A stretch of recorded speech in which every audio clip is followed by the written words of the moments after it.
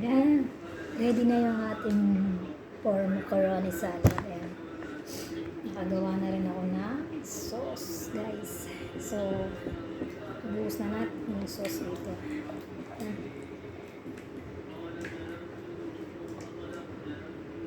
And then,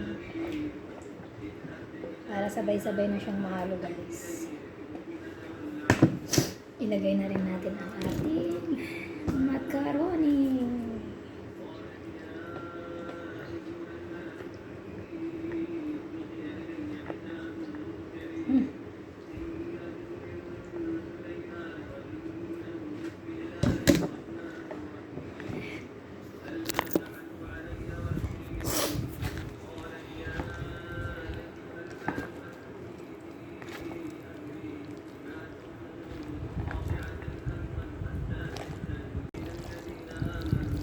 Yan, ready na yung ating macaroni salad. Nahalo ko siya, guys.